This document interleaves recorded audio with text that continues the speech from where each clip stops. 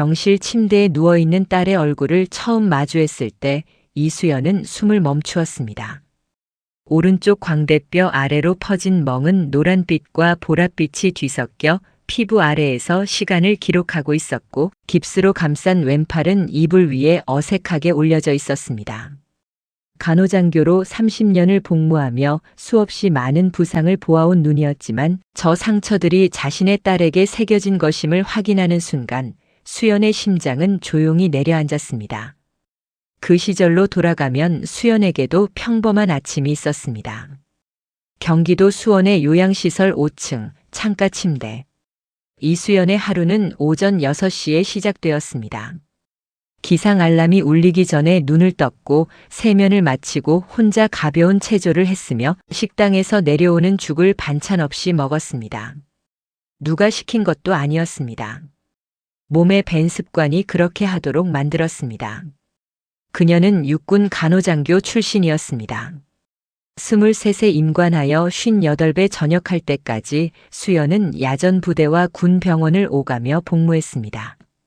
전방 부대의 혹한 속에서 동상 환자를 처치했고 훈련 사고로 실려 온 20대 병사들의 손을 잡으며 밤을 지새웠습니다. 감정을 앞세우면 판단이 흐려진다는 것을 그 세월이 가르쳐 주었습니다. 상황을 먼저 읽고 그 다음 움직이는 것. 그것이 수연의 방식이었습니다. 저녁 이후 수연의 삶은 조용히 무너졌습니다. 남편은 일찍 세상을 떴고 의부사들 태우는 어머니 건강을 위해서라는 말로 그녀를 요양시설로 안내했습니다. 돌아보면 그것이 시작이었지만 그때는 몰랐습니다. 재산 관리 권한을 위임하고 면회도 뜸해지고 세상과 조금씩 멀어지는 동안 수연은 그저 조용히 하루를 버텼습니다. 군인이 그러하듯 주어진 환경에 적응하면서 딸 박지은과는 명절에 한 번, 생일에 한 번 보았습니다. 지은은 항상 웃고 있었습니다. 지쳐 보인다고 생각한 적은 있었지만 수연은 묻지 않았습니다. 딸이 괜찮다고 하면 괜찮은 것이라고 스스로에게 허락을 내렸습니다. 그것이 두 번째 실수였습니다. 연락은 오전 10시에 왔습니다. 지은이 병원에 실려갔다는 짧은 문자였습니다. 발신인은 낯선 번호였고 내용은 5줄도 되지 않았습니다. 수연은 문자를 2번 읽은 뒤 핸드백을 집었습니다. 서두르는 기색은 없었지만 그날따라 복도를 걷는 걸음이 빨랐습니다. 병원은 시설에서 버스로 40분 거리였습니다. 수연은 버스 창밖을 바라보며 머릿속에서 경우의 수를 정리했습니다. 사고라면 어느 부위인지, 수술 여부, 예후. 군 병원에서 익힌 습관이었습니다. 감정보다 정보를 먼저 구하는 것. 그러나 병실 문을 열었을 때 정보보다 먼저 도착한 것은 감정이었습니다. 지은은 창가 침대에 비스듬히 기대어 있었습니다. 오른쪽 얼굴은 부어 있었고 왼팔에는 신선한 깁스가 감겨 있었습니다. 눈은 수연을 보자마자 아래로 떨어졌습니다. 마주치는 것이 두려운 사람처럼. 수연은 의자를 당겨 침대 옆에 앉았습니다. 딸의 손을 잡으려다 깁스 쪽으로 가지 않도록 조심하며 오른손 위에 자신의 손을 가만히 올려놓았습니다. 계단에서 넘어졌다고요. 지은의 말은 느렸습니다. 눈은 여전히 이불 위를 향하고 있었습니다. 수연은 대답하지 않았습니다. 시선은 딸의 얼굴에 있었지만 머릿속은 이미 상처를 분석하고 있었습니다. 광대뼈 아래의 멍은 직접 충격에 의한 것이었고 팔의 골절 방향으로 보아 낙상이 아니라 방어 자세에서 발생한 것이었습니다. 계단이었다면 타박상 분포가 달랐을 것입니다. 거짓말이구나. 수연이 조용히 말했습니다. 판단이 아니라 확인처럼. 지은의 어깨가 천천히 무너졌습니다. 이야기는 짧지 않았습니다. 남편 최동혁의 도박빚, 술, 주먹. 시어머니 김순자가 모른 척하는 동안 시누이 최미영은 거드는 쪽에 가까웠습니다. 지은이 말을 아꼈던 건 두려움 때문만은 아니었습니다.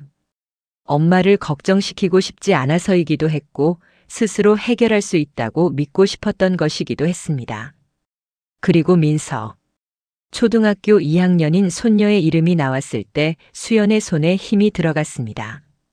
집에서 혼자 있는 시간이 많고 밥을 제대로 못 먹는 날이 있으며 미영에게 구박을 받는다는 말을 지으는 거의 속삭이듯 했습니다. 말하면서 눈물을 참으려는 것이 보였습니다. 수연은 창밖을 잠깐 바라보았습니다. 병원 앞 도로에는 오후의 햇살이 고요하게 내려앉아 있었습니다. 아무것도 모르는 풍경이었습니다. 분노는 있었습니다. 그러나 그 분노는 불꽃처럼 타오르지 않았습니다. 오래된 군인처럼 천천히 굳어갔습니다. 얼마나 됐어? 오래됐어요. 수연은 고개를 끄덕였습니다. 더 묻지 않았습니다. 죄책감이 가슴 아래쪽에서 천천히 번졌습니다. 요양시설에서 조용히 하루를 버티는 동안 딸이 이 시간들을 혼자 견디고 있었다는 것. 지은이 웃고 있을 때 그 웃음 뒤를 보지 않았다는 것. 몰랐다는 변명이 얼마나 가벼운지를 수연은 지금에야 알았습니다. 그러나 죄책감은 오래 머물지 않았습니다. 수연은 의자에서 천천히 일어섰습니다. 핸드백 끈을 정리하고 딸의 이마 위로 손을 한번 얹었다가 거두었습니다. 마음속에서 아무도 듣지 못할 말이 흘렀습니다.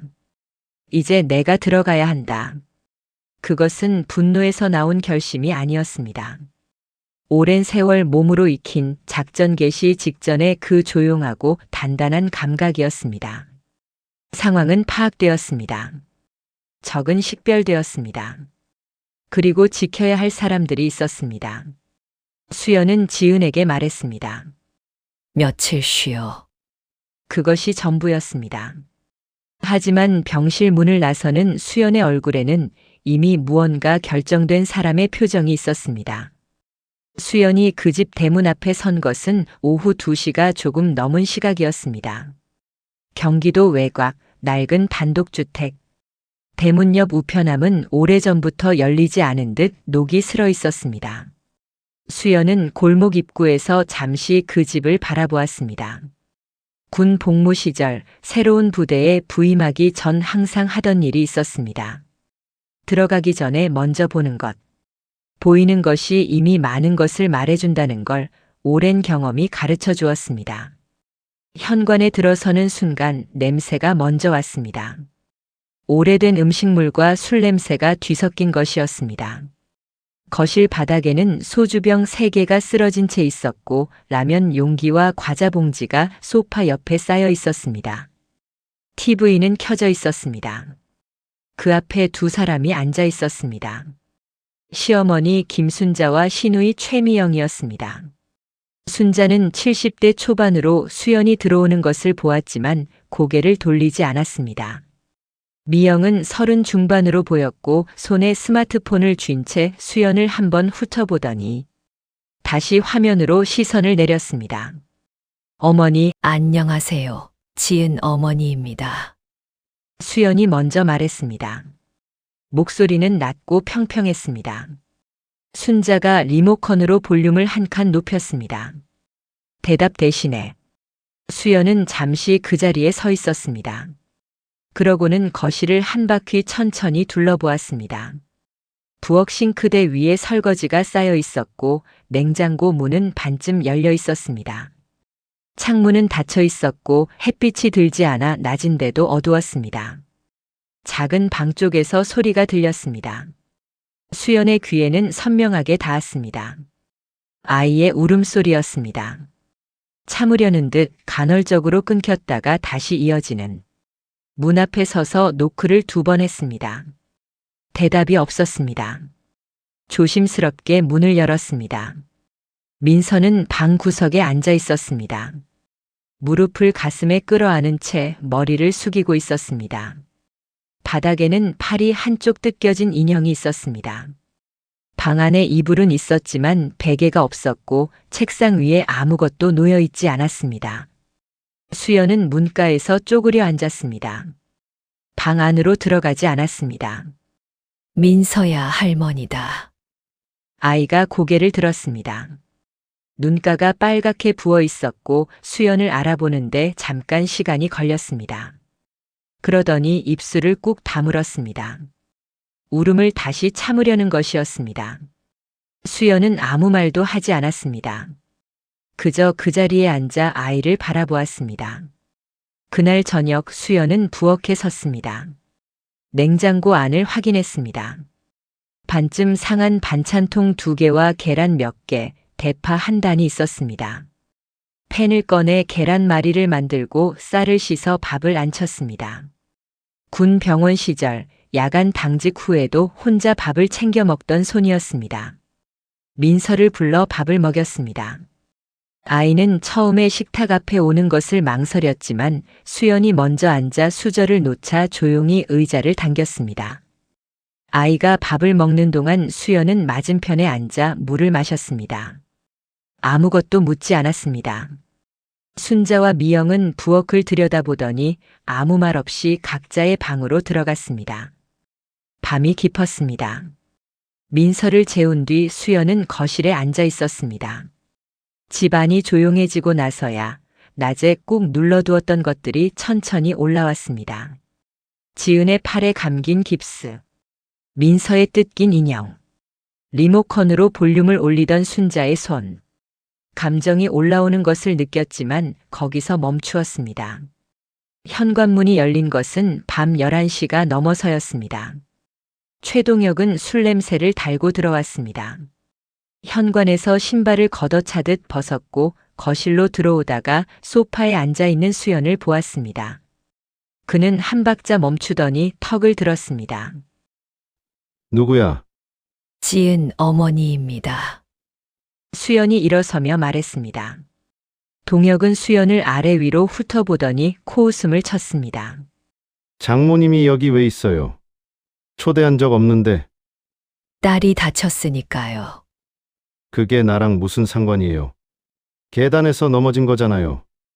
수연은 대답하지 않았습니다. 동혁의 눈이 풀려 있었습니다. 몸의 중심도 약간 흔들리고 있었습니다. 수연은 그것을 보았습니다. 어서 들어가세요. 여기 있을 자리 없어. 동혁이 한 발짝 다가오며 손을 들었습니다. 위협하는 몸짓이었습니다. 수연은 물러서지 않았습니다. 짧은 순간이었습니다. 동혁의 손목을 잡아 비틀고 발을 걸어 무게 중심을 무너뜨리는데 3초도 걸리지 않았습니다. 동혁은 거실 바닥에 무릎을 짚고 내려앉았습니다. 당황한 얼굴이었습니다. 무슨 일이 일어난 것인지 파악하지 못한 표정이었습니다.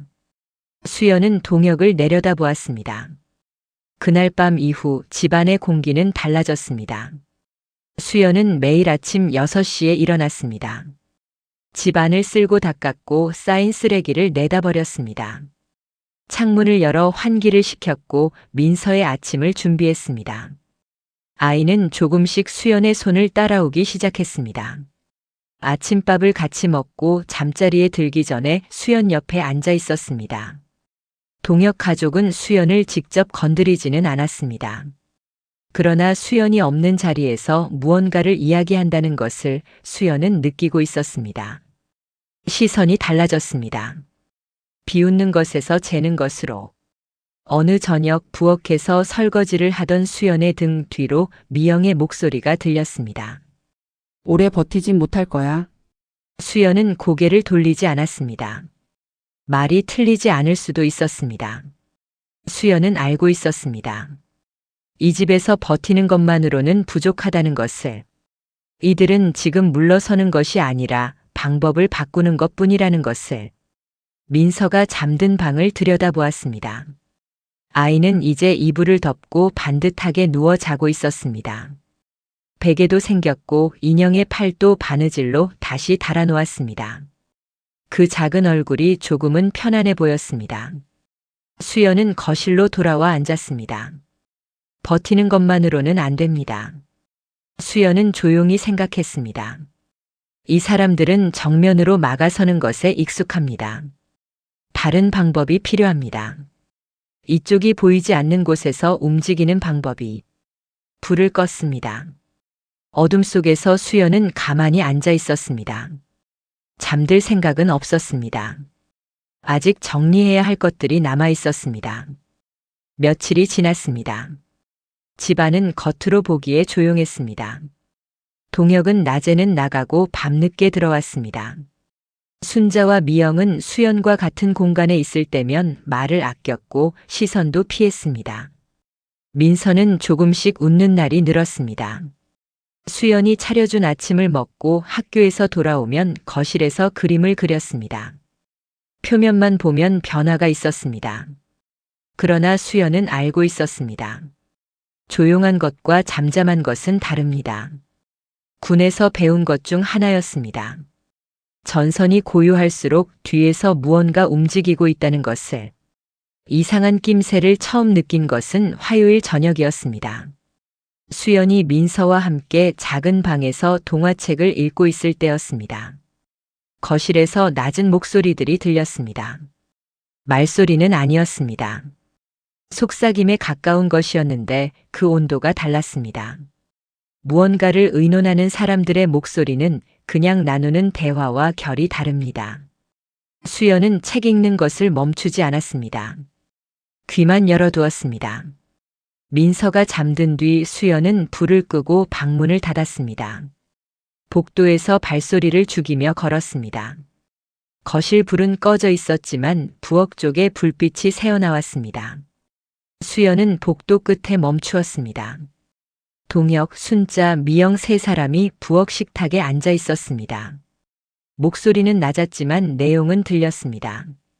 수면제 같은 거 먹이면 어때? 미영의 목소리였습니다. 그건 티가 나. 그냥 신고하는 게 빠르지. 동혁이 말했습니다. 뭘로요? 치매. 노인성 치매라고 하면 돼. 헛소리하고 다닌다고. 가족도 못 알아본다고. 그러면 시설에서 데려가잖아. 순자의 목소리는 차분했습니다. 오랫동안 생각해온 사람의 어조였습니다. 수연은 복도에 서 있었습니다. 심장이 빠르게 뛰지는 않았습니다. 오히려 반대였습니다. 어떤 위기의 순간에 몸이 고요해지는 것을 수연은 압니다. 젊은 시절 처음 전방부대에 배치받았을 때, 야간 훈련 중 사고가 났을 때 그 고요함이 먼저 왔습니다. 두려움이 없는 것이 아니라 두려움보다 판단이 먼저 작동하는 것이었습니다. 수연은 발소리 없이 방으로 돌아왔습니다. 침대에 앉아 생각을 정리했습니다. 방법은 있었습니다. 지금 당장 짐을 싸서 민서를 데리고 나가는 것. 그러나 지은은 아직 병원에 있었고 법적으로 민서의 친권은 지은에게 있었습니다. 동혁의 동의 없이 아이를 데리고 나가면 되레 수연이 불리해질 수 있었습니다.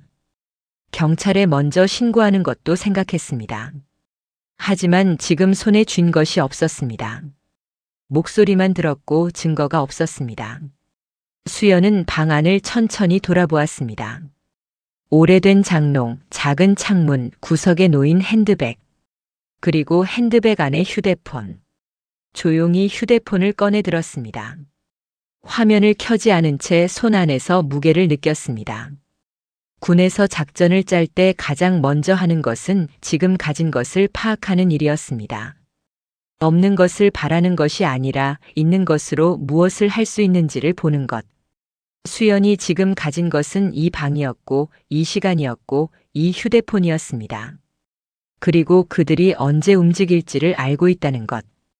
다음 날 낮 수연은 아무 일도 없는 사람처럼 집안을 정리했습니다. 민서의 학교 준비물을 챙겨주었고 부엌을 청소했습니다.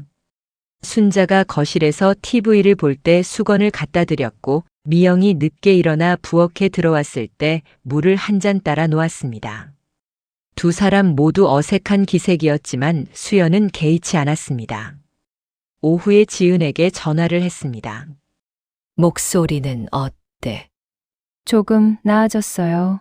엄마는요? 괜찮아. 수연은 더 말하지 않았습니다. 걱정을 전달하는 것이 지금 지은에게 필요한 것이 아니었습니다. 지은이 안심하고 쉴 수 있도록 하는 것이 먼저였습니다. 상황은 수연이 감당하면 됩니다. 전화를 끊고 나서 수연은 방으로 들어왔습니다. 그리고 천천히 움직이기 시작했습니다. 장롱 옆에 있던 여분의 이불과 베개를 꺼냈습니다. 침대 위에 누운 사람의 형태가 되도록 이불을 접어 올렸습니다. 베개를 머리 위치에 놓았습니다. 멀리서 보면 사람이 덮고 누운 것처럼 보였습니다. 가까이 가서야 비어 있다는 것을 알 수 있는 모양이었습니다. 수연은 방 구석으로 이동했습니다. 장롱과 벽 사이에 좁은 공간이었습니다. 앉으면 침대 쪽이 시야에 들어왔고 방문도 보였습니다. 휴대폰 카메라를 켰습니다. 화면에 방 전체가 담겼습니다. 손이 떨리지 않았습니다. 다시 한번 구도를 확인했습니다. 어둠 속에서도 사람이 누운 것처럼 보이는 이불, 그리고 방문.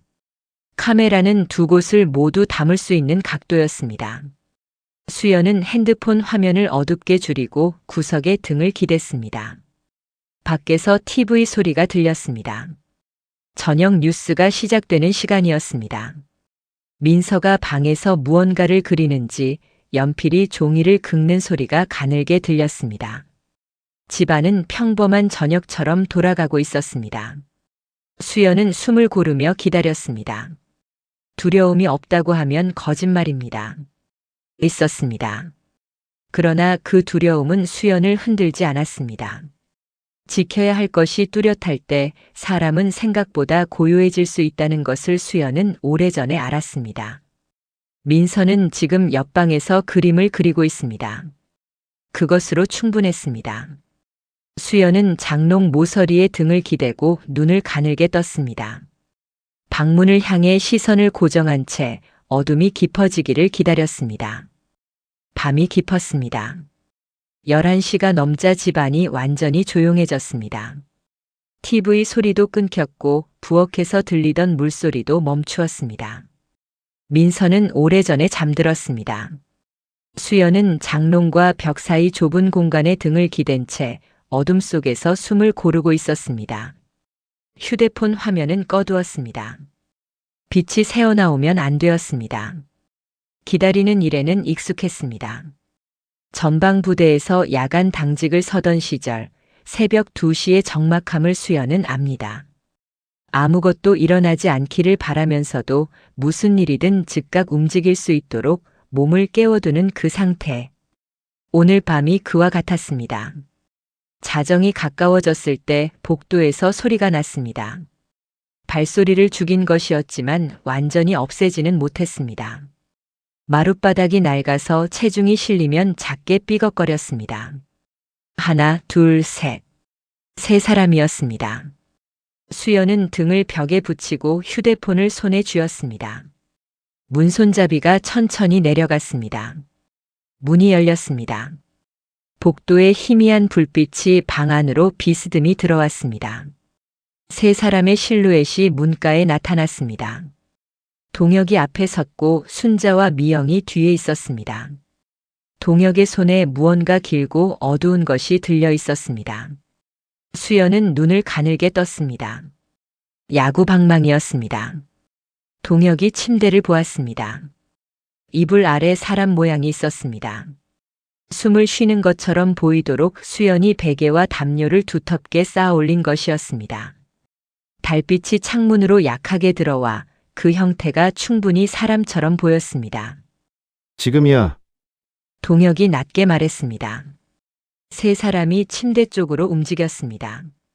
수연은 그 순간 휴대폰 화면을 켰습니다. 카메라 녹화 버튼을 눌렀습니다. 손이 흔들리지 않았습니다. 동혁이 방망이를 들어 올렸습니다. 그리고 이불을 향해 내리쳤습니다. 둔탁한 소리가 났습니다. 한 번, 두 번. 순자와 미영이 뒤에서 보고 있었습니다. 아무도 말리지 않았습니다. 세 번째 내리치려는 순간이었습니다. 방 안에 불이 켜졌습니다. 세 사람이 동시에 몸을 굳혔습니다. 장롱 옆 방 구석. 수연이 서 있었습니다. 등은 고닫고 휴대폰은 세 사람을 향해 들려 있었습니다. 화면에 녹화 중임을 나타내는 붉은 점이 깜빡이고 있었습니다. 잘 찍혔습니다. 수연이 말했습니다. 목소리는 조용했습니다. 높지도 낮지도 않은 사실을 전달하는 어조였습니다. 동혁의 손에서 방망이가 천천히 내려갔습니다. 순자는 입을 열었다가 다물었습니다. 미영은 뒤로 반걸음 물러섰습니다. 세 사람의 얼굴에 당혹감이 번졌습니다. 무슨 말을 해야 할지 모르는 사람들의 얼굴이었습니다. 수연은 움직이지 않았습니다. 방 안이 조용했습니다. 복도 쪽 불이 세 사람의 뒷모양을 비추고 있었고 방 안 형광등은 모든 것을 선명하게 드러내고 있었습니다. 구겨진 이불, 방망이, 세 사람의 표정. 수연은 천천히 휴대폰을 내렸습니다. 녹화는 멈추지 않았습니다. 경찰이 온 것은 새벽 2시가 넘어서였습니다. 수연이 직접 신고했습니다. 짧고 명확하게 상황을 설명했고 영상을 보여주었습니다. 경찰관 2명이 동혁과 순자, 미영의 이야기를 들었습니다. 세 사람의 말은 각각 달랐습니다. 동혁은 오해라고 했고 순자는 말이 없었고 미영은 울었습니다. 수연은 진술을 마치고 현관 앞에 서 있었습니다. 새벽 공기가 서늘했습니다. 담장 너머 골목에 가로등 하나가 켜져 있었고 아무것도 극적이지 않은 풍경이었습니다. 수연은 그 풍경을 가만히 바라보았습니다. 길었습니다. 병원에서 딸의 얼굴을 처음 보던 날부터 이 집에 들어오던 날부터 구석에 앉아 밤을 기다리던 시간까지. 길었지만 이제 한 고비를 넘었습니다. 며칠이 지났습니다. 동혁은 폭행 및 협박 혐의로 조사를 받게 되었습니다. 영상은 결정적이었습니다. 순자와 미영도 참고인 조사를 피할 수 없었습니다. 지은은 병원에서 이 소식을 들었습니다. 전화기 너머로 한동안 아무 말도 하지 않았습니다. 엄마, 지은이 말했습니다. 응. 어떻게 그런 생각을? 수연은 잠깐 생각했습니다. 군에서 배운 거야. 짧은 침묵이 흘렀습니다. 그러더니 지은이 조용히 웃었습니다. 오랫동안 듣지 못했던 소리였습니다. 힘이 없었지만 진짜 웃음이었습니다. 수연도 웃었습니다. 말하지 않았지만 지은은 변호사를 선임해 이혼 절차를 시작했습니다. 수연이 먼저 말을 꺼낸 것이 아니었습니다. 지은 스스로 결정한 것이었습니다. 수연은 그 말을 듣고 그렇구나 하고 말했습니다. 잘 됐다거나 당연하다거나 하는 말은 하지 않았습니다. 지은이 내린 결정이었습니다. 민서는 그 며칠 동안 말이 없었습니다. 집안에 낯선 어른들이 오가고 분위기가 뒤숭숭했습니다. 아이는 눈치를 보았습니다. 밥을 먹으면서도 숟가락을 오래 내려다보았고 잠들기 전에 이불을 턱까지 끌어올렸습니다. 수연은 서두르지 않았습니다. 어느 오후 민서가 거실에서 그림을 그리다가 수연 쪽을 돌아보았습니다. 할머니, 이제 어떻게 돼요? 수연은 민서 옆에 앉았습니다. 아이의 그림을 내려다보았습니다. 집이었습니다. 창문에 커튼이 달려있고 마당에 꽃이 그려진 집이었습니다. 엄마가 퇴원하면 셋이 살 거야. 어디서요? 아직 모르지. 하지만 좋은데. 민서가 그림으로 시선을 내렸습니다. 잠시 후 크레파스로 집 옆에 무언가를 덧그렸습니다. 나무였습니다. 수연은 그것을 바라보았습니다. 말하지 않아도 되는 것들이 있습니다. 아이가 집을 그리고 나무를 그렸습니다. 그것으로 충분했습니다. 그날 밤 수연은 지은에게 문자를 보냈습니다. 퇴원하면 할 이야기가 있어. 지은의 답장은 짧았습니다. 네, 엄마. 수연은 핸드폰을 내려놓고 창밖을 보았습니다. 골목 가로등 아래로 바람에 나뭇잎이 흔들리고 있었습니다. 아직 끝난 것이 아니었습니다. 이혼 절차가 남아 있었고 해결해야 할 일들이 있었습니다. 그러나 오늘 밤은 조금 달랐습니다. 무너져 있던 것들이 조금씩 제자리를 찾아가고 있었습니다. 천천히 그러나 분명하게. 수연은 불을 껐습니다. 어둠 속에서 처음으로 오늘 밤은 편히 잠들 수 있을 것 같았습니다. 봄이 오고 있었습니다. 법원 앞 화단에 개나리가 피어 있었습니다. 수연은 법원 계단을 오르며 그것을 잠깐 바라보았습니다. 꽃이 저렇게 피어 있다는 것이 오늘따라 이상하게 실감이 났습니다. 변호사는 젊은 여성이었습니다. 서류를 꼼꼼히 챙기는 사람이었고 설명이 명확했습니다. 수연이 그녀를 선택한 이유였습니다. 법정에 들어서기 전 변호사가 나지막이 말했습니다. 준비된 것만 말씀하시면 됩니다. 수연은 고개를 끄덕였습니다. 의부사들 이태훈의 얼굴을 마지막으로 본 것이 언제였는지 수연은 기억하지 못했습니다. 요양시설에 입소할 때 서류에 도장을 찍어 주었던 날이었을 겁니다. 그날 태훈은 바빠 보였습니다. 서두르는 기색이 있었고 수연과 오래 눈을 마주치지 않았습니다. 그때 수연은 이상하다고 느끼지 않았습니다. 법정에서 태훈은 정장을 입고 있었습니다. 머리를 단정하게 빗어 넘긴 모습이었습니다. 수연과 눈이 마주치는 순간 그는 시선을 내렸습니다. 수연은 증인석에 앉았습니다. 변호사가 서류를 제출했습니다. 요양시설의 생활 기록이었습니다. 날짜별로 수연이 참여한 프로그램, 스스로 작성한 메모, 간호사와 나눈 대화 기록. 수연이 요양시설에 있는 동안 치매 증상이 없었다는 것을 보여주는 기록들이었습니다. 그 옆에 태훈이 수연의 통장에서 사용한 내역이 함께 놓였습니다.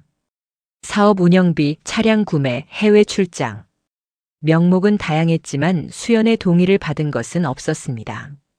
판사가 서류를 천천히 넘겼습니다.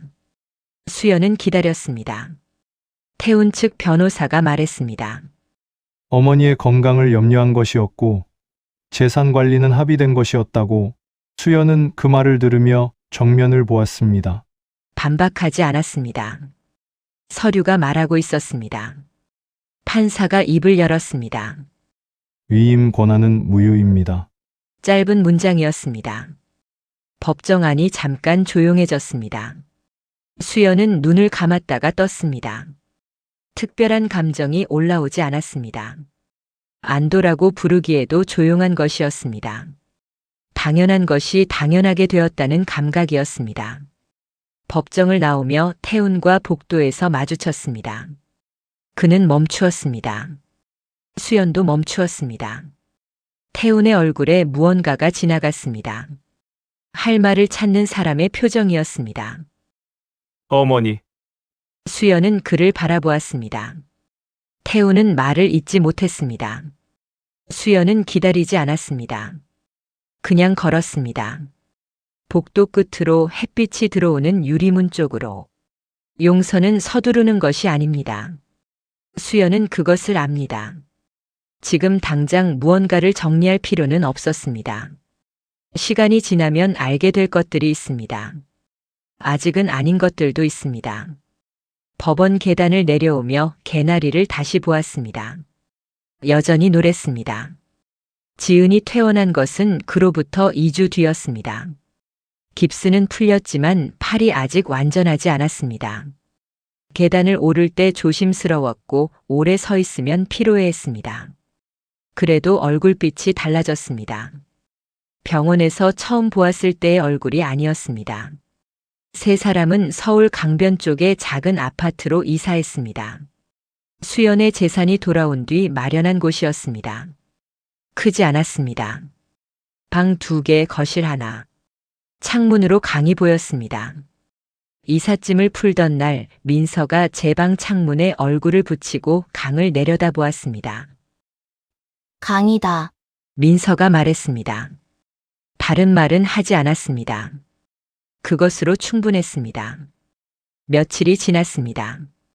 아침 햇살이 거실 바닥을 길게 비추고 있었습니다. 민서는 거실에 엎드려 그림을 그리고 있었습니다. 크레파스를 여러 개 꺼내놓고 무언가를 열심히 채우고 있었습니다. 지은은 부엌에서 커피를 내렸습니다. 수연은 창가 의자에 앉아 있었습니다. 강 위로 아침 빛이 내려앉고 있었습니다. 물이 천천히 흘렀습니다. 수연은 그 흐름을 눈으로 쫓았습니다. 서두르지 않는 것이었습니다. 그냥 가는 것이었습니다. 지은이 커피 2잔을 들고 왔습니다. 수연 옆 작은 테이블에 한 잔을 내려놓고 소파에 앉았습니다. 잠시 아무 말도 없었습니다. 엄마, 지은이 먼저 말했습니다. 수연이 지은을 보았습니다. 미안해요. 수연은 커피 잔을 들었습니다. 뭐가? 혼자 있게 해서요. 엄마 힘드신 줄 몰랐어요. 나만 힘든 줄 알았어요. 수연은 대답하지 않았습니다. 창밖을 보았습니다. 강이 여전히 흐르고 있었습니다. 나도 몰랐어. 수연이 말했습니다. 지은이 고개를 들었습니다. 내가 힘든 줄. 내가 먼저 물어봤어야 했는데. 짧은 침묵이었습니다. 지은의 눈가가 붉어졌습니다. 그러나 울지는 않았습니다. 수연도 마찬가지였습니다. 두 사람은 그냥 앉아 있었습니다. 커피가 식어가는 동안 할머니, 민서가 그림을 들고 왔습니다. 수연 앞에 내밀었습니다. 강이었습니다. 강 옆에 나무가 있고 나무 아래 3사람이 서 있었습니다. 키가 제각각인 3사람이었습니다. 누가 누구인지 얼굴은 그려지지 않았지만 손을 잡고 있었습니다. 수연은 그림을 받아들었습니다. 잘 그렸네. 걸어도 돼요? 수연은 벽을 보았습니다. 아직 아무것도 걸려있지 않은 하얀 벽이었습니다. 그래. 저기 걸자. 민서가 그림을 들고 벽으로 달려갔습니다. 어디에 붙일지 한참 고민하더니 창문 옆을 골랐습니다. 햇빛이 가장 잘 드는 자리였습니다. 수연은 그 모습을 바라보았습니다. 싸움은 길었습니다. 그리고 아직 완전히 끝난 것이 아닐 수도 있습니다. 이혼 절차는 진행 중이었고 태훈과의 일도 마음속에서 정리가 된 것은 아니었습니다. 살아가다 보면 또 다른 일이 생길 것입니다. 그것이 삶이었습니다. 그러나 지금 이 아침은 조용하고 따뜻했습니다. 지은이 물었습니다. 엄마, 이제 괜찮아? 수연은 창밖을 보았습니다. 강물이 흘렀습니다. 햇빛이 수면 위에서 부서졌습니다. 민서가 벽 앞에 서서 그림을 들여다보고 있었습니다. 수연은 조용히 미소 지었습니다. 그래. 그리고 천천히 말했습니다. 이제 우리 삶을 다시 시작하는 거야. 커피 한 모금을 마셨습니다.